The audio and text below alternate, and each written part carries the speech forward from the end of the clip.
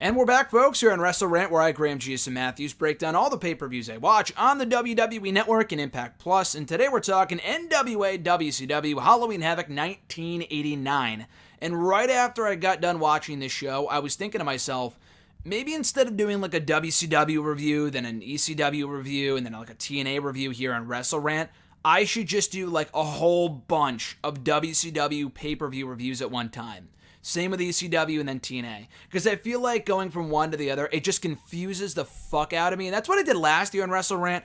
Not to say that it was a bad system. I do want to stick with chronological pay-per-view reviews. Because it does help with my understanding of these shows, knowing what's going on from show to show. It helps with my, storyline understanding, especially for the WCW shows, especially for the ECW shows, and kind of the TNA shows. As opposed to, like, the WWE pay-per-views, which I would watch by year and not by, month, if that makes sense. Like, the old WWE pay-per-view reviews I did here for WrestleRant, I would watch, every Unforgiven show in a row. And that didn't really matter because I was already kind of familiar with the storylines going into the show, so I didn't really need to see, preceded it going into that show. So I'll probably continue to do that. I know this is a WCW review, but, my next bunch of reviews, I don't know what the fuck I'm doing, is basically what I'm trying to tell you. But what I will probably do is try to get every ECW pay-per-view review out of the way, because, there's not that many of them. I'm already up to 1999. They only go up to 2001. There might be maybe 15 pay-per-views left to review.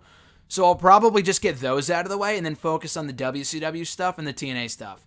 Because if I continue to wait by doing one ECW pay-per-view review a month, roughly, it's going to take up to a year and a half to get through them when I can just watch them all in one sitting and then watch and review them all within a month or two. That's probably what I'll do, so just a heads up. But anyway, getting back to the original topic at hand here, we're talking NWA WCW Halloween Havoc 1989, the first WCW show I've seen from start to finish, for here, to watch here and review here for WrestleRant in over 6 months. So I apologize if I'm not too brushed up on my history and storyline understanding and stuff like that, which again is why it helps to watch pay-per-views in chronological order. There's nothing wrong with going out of order and watching them, but for me personally, I just can't do that simply because I'm not overly familiar with a lot of WCW's history, whether it be the 80s, 90s, even early 2000s. But anyway, the first match on the show saw Tom Zenk, I think that's how you pronounce it, take on Mike Rotunda. Nothing on the line here, just a standard singles match. This was okay, nothing too exciting. Probably lasted a little longer than it needed to, about 13 minutes in length here. Zenk rolled through a crossbody, so Rotunda did a crossbody, Zenk rolled through, rolled up Rotunda for the victory, and that's how he won. The match was honestly pretty boring up until maybe the final minute or two. Other than that, this was nothing special. It wasn't a bad match, but it wasn't anything overly spectacular either. Zenk was like the babyface here. He got one over on the more experienced Rotunda. So it told a simple, good story. Just from an in-ring standpoint, was not that very exciting of an opener. The six-man tag team match is probably what should have kicked off the show. The Samoan SWAT team fought the Samoan Savage and Samu, with Oliver Humperdinck, that's a name I have not heard too much of, taking on the six-man team of the Midnight Express and Dr. Death Steve Williams, with Jim Cornette in their corner. This was kind of like a battle of the managers. Obviously, managers were huge back in the 80s, but it was rare to have two teams that both had managers. So Cornette and Humperdinck went at it quite a bit in this match. The actual in-ring action compared to the opener, I thought was awesome. This was a really good match. Savage picked up the win, or not Randy Savage, but the Samoan Savage, no relation, picked up the win for his team after pinning Stan Lee, because him and Stan Lee got bumped into, I guess might be the right word. So there was some distraction here after Humperdinck and Cornette went at it.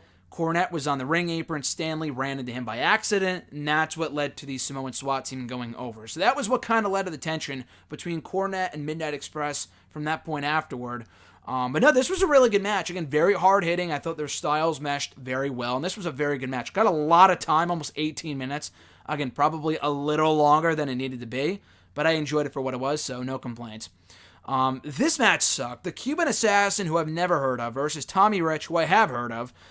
He was well past his prime at this point. I don't know if the the Cuban Assassin was ever really that good, because I know nothing about this guy whatsoever. Maybe he's a legend in WCW, NWA, and I just don't know it, but I knew nothing about these guys. I mean, I know somewhat about Tommy Rich.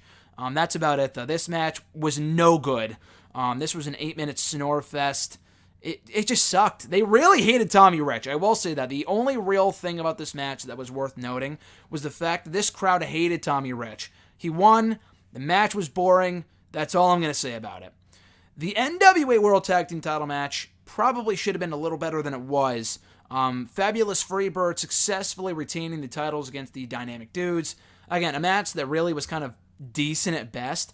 But what was really interesting about this thing was that the Freebirds came into this match as the heels, the Dynamic Dudes as the baby faces. But, like, you would think they were in fucking Chicago in 2011 based off the crowd reaction to the Dynamic Dudes here. God, this was amazing. The Dynamic Dudes got booed out of the building. If you knew nothing about these two teams, you probably would have assumed that was the way that it was supposed to be, that the Dynamic Dudes were the heels, but they weren't. They were still acting babyface despite getting booed.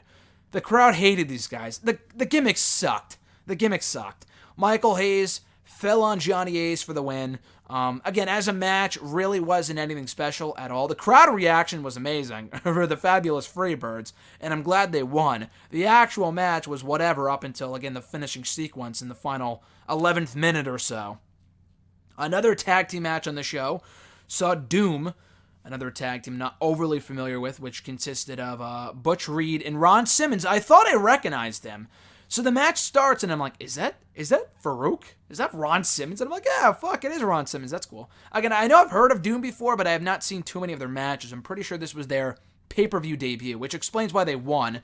They were accompanied by Woman, Chris Benoit's wife, Nancy Benoit. They faced and beat the Steiner brothers. This was not that good. It probably should have been better, considering the Steiner brothers are great. It was just two powerhouse teams going at it. That's not really my thing personally, so maybe you like this match. I just thought it was kind of dull, to be quite honest with you. But I thought Doom did well, though, for a tag team I knew nothing about going into the show, and they probably wanted to push them, which is why they won. I thought they did well here. I thought it was a good match. Woman played her role nicely. She was what helped Doom pick up the victory. She kind of helped them win here in this match, as you could probably expect. Doom number 2 headbutted Rick Steiner for the victory. That's what led to them winning after the distraction from Woman at ringside. This was okay, but Doom impressed me, though. I thought the match was all right. I love the Steiner brothers. They're a great tag team. Of course, one of the greatest tag teams of all time. A match that also probably overstayed its welcome and would have been better if it was shorter, but this was okay. The best match on the show, I thought, was up next. For the NWA United States Championship, Lex Luger defending against Brian Pillman. This was a kick-ass match. Luger was having great matches at this point. Now, again, I have not seen a WCW NWA show in many, many months, since before I stopped with the WrestleRant videos in late 2018 for a while.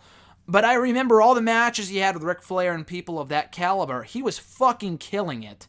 Every time he went out there, he was having great matches. This was no exception. Him and Brian Pillman went out there, had a really good match.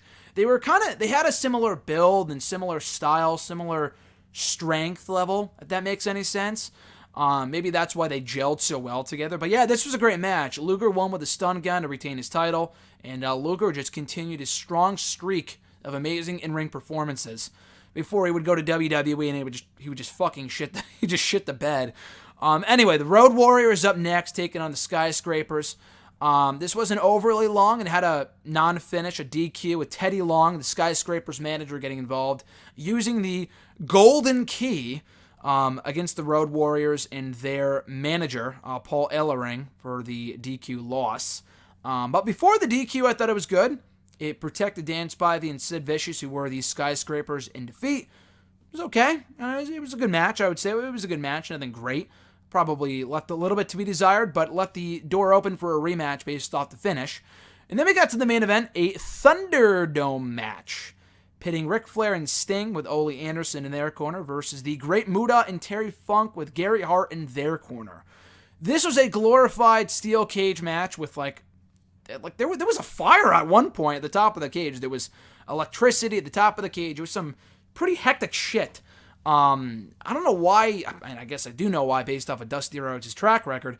They did this shit all the time. Between War Games and this nonsense, they were, like, we think the WWE stipulations nowadays are bad. Some of these are pretty questionable, to say the least. But I thought this was good, actually. This actually exceeded my expectations. I thought it would be one giant fucking mess. But it ended up being a pretty compelling, engaging, and entertaining main event, with all four guys holding their own here. You can't really go wrong with Sting and Ric Flair on one team, and then Great Muta and Terry Funk on the other team. And also, Bruno Sammartino making a very special appearance as the special guest referee. So that was pretty cool, too. The finish, that was a bit lame. So Ric Flair had, I think, Terry Funk in the figure four. I'm pretty sure it was Terry Funk. So we had him in the figure four. He never submitted. Gary Hart had the towel. He was about to throw it in. And he was on, like, not the ring apron, but he was on the corner or whatever it was. He was about to throw in the towel.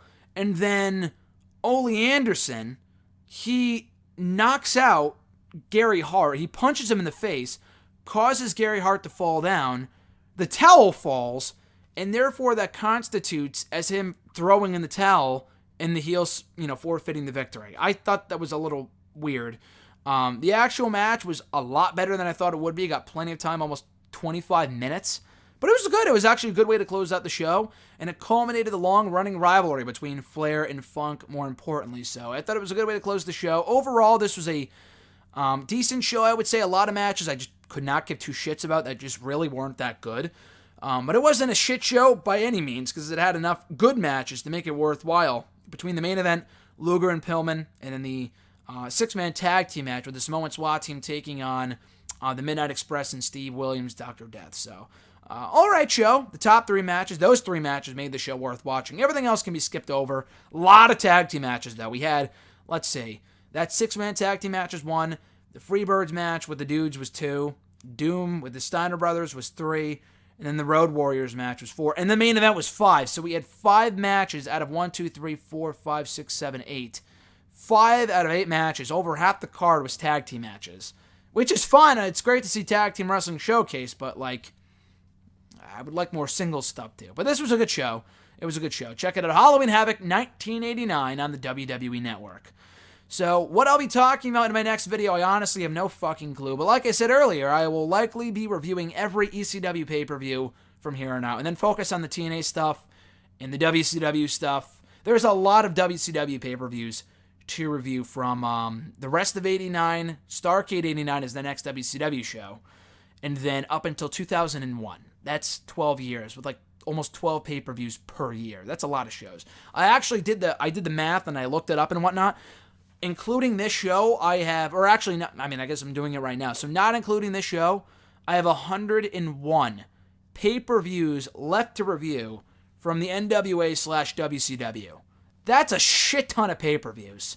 So I don't know if I'm going to break all those down anytime soon. It's going to take a long time to get through those shows. And even if I did only WCW shows here on WrestleRant, one video a week, it would take me 2 years. I don't know if I can wait that long. I don't know about you guys, but I got to get through these shows. So I'll probably, and that's not even counting the ECW stuff or the TNA stuff. So I'll probably just bunker down and watch all the ECW shit, even though I don't really want to in one sitting. Not one sitting, but like the next 15 episodes of WrestleRant might only be ECW pay-per-view reviews. So be on the lookout for that, just because I want to get them out of the way, and there's really not that many left. I've already done a whole bunch from 2018. So I would love to just watch all of those and get them out of the way. So be prepared for a multitude of ECW pay-per-view reviews here on the channel in the weeks and months to come. But at any rate, guys, this is my Halloween Havoc 1989 review. If you like the show, please, or like my review of it, please like the video, drop a comment, subscribe to the channel, and share the video for all that stuff. Very much appreciate the support. And yeah, we'll be back with another ECW pay-per-view review in the coming days, week, whatever it might be. So have a great one, guys. I'm Graham G. Matthews, and I'll catch your ass down the road.